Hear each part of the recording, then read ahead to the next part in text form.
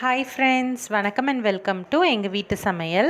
நம்ம இன்றைக்கி வந்து வித்தியாசமான ஆப்பமும் அதுக்கு தொட்டுக்க ஒரு சைட் டிஷ்ஷும் செய்ய போகிறோம். என்னென்னு பார்ப்போம் வாங்க.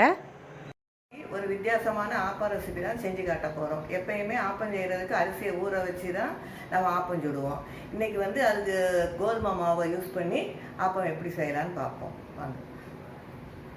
வந்து 200 கிராம் போல் கோதுமை மாவு எடுத்து வச்சுருக்கோம். கூடவே வந்து 1 டேபிள் ஸ்பூன் கோதுமை மாவை தனியாக எடுத்து வச்சுருக்கோம்.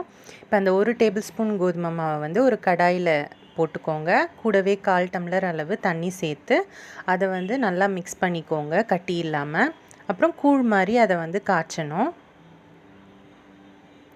இந்த மாதிரி ஸ்டேஜ் வரும்.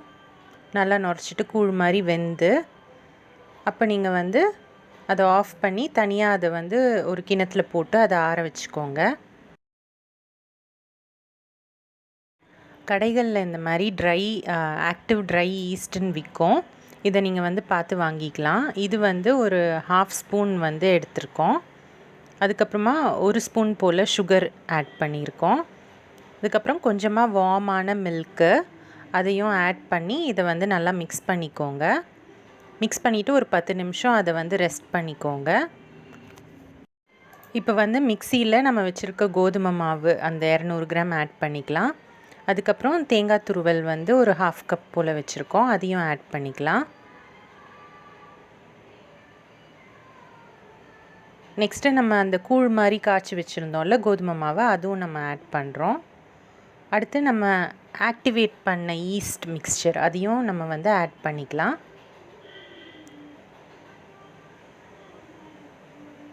தேவையான அளவு கொஞ்சமாக தண்ணி விட்டுக்கோங்க.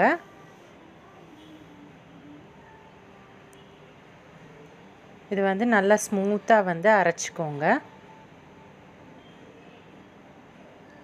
அரைச்சிட்டு இதை ஒரு பாத்திரத்துக்கு ட்ரான்ஸ்ஃபர் பண்ணிக்கோங்க. இப்போ இதில் 1 ஸ்பூன் சுகர் போட்டு நல்லா மிக்ஸ் பண்ணிக்கோங்க.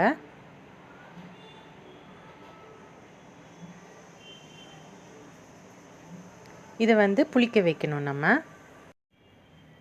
இப்போ மாவு வந்து புளிக்க வச்சுருக்கோம். அதுக்குள்ளே நம்ம சைட் டிஷ் வந்து எப்படி பண்ணுறதுன்னு பார்த்துடலாம். இதுக்கு வந்து 1/4 மூடி அளவு தேங்காய் துருவினது எடுத்துக்கணும். ஒரு 10 சின்ன வெங்காயம், தேவையான அளவு உப்பு, பச்சை மிளகாய் இதெல்லாம் எடுத்துக்கணும். இந்த சட்னியில் பார்த்திங்கன்னா அரைக்கிற பக்குவம் தான் முக்கியம். எல்லாத்தையும் போட்டு ஒன்றா அரைச்சா வந்து டேஸ்ட் இருக்காது. அதனால் ஃபஸ்ட்டு பச்சை மிளகாயை போட்டு நம்ம மிக்சியில் இந்த மாதிரி அரைச்சி வச்சுக்கணும், இந்த மாதிரி கொரப்பாக. அதுக்கப்புறமா நம்ம துருவி வச்சுருக்க தேங்காயை வந்து இதில் சேர்த்துக்கலாம். உப்பையும் சேர்த்து இப்போ வந்து நம்ம பல்ஸ் பண்ணி எடுத்துடலாம். இந்த மாதிரி கொரன்னு இருக்கும். இந்த ஸ்டேஜில் நம்ம வந்து வச்சுருக்க சின்ன வெங்காயத்தை ஆட் பண்ணி நம்ம வந்து ரொம்ப அரைக்கக்கூடாது, ஒரு சுற்று மட்டும் சுற்றிட்டு நம்ம எடுத்துடணும். பார்க்குறதுக்கு இந்த மாதிரி தான் இருக்கும். இது வந்து தேங்காய் உதிரி சட்னின்னு சொல்லுவாங்க. இது வந்து ஆப்பத்துக்கு வந்து தொட்டு சாப்பிட்டா ரொம்ப டேஸ்ட்டாக இருக்கும். கருப்பட்டி தேங்காய் பாலும் தனியாக வச்சுட்டு இந்த மாதிரி உதிரி துவையிலும் வச்சு சாப்பிட்டா நம்மளோட ஆப்பம் வந்து சூப்பராக இருக்கும்.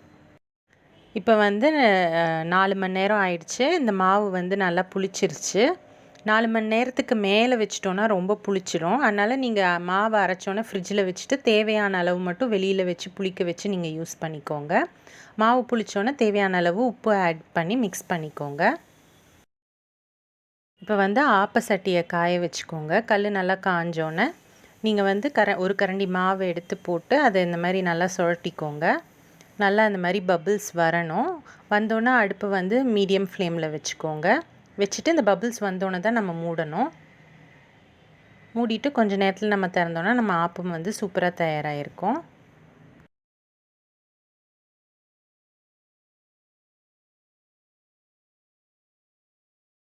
நம்ம இன்னொரு ஆப்பம் ஊற்றுவோம்.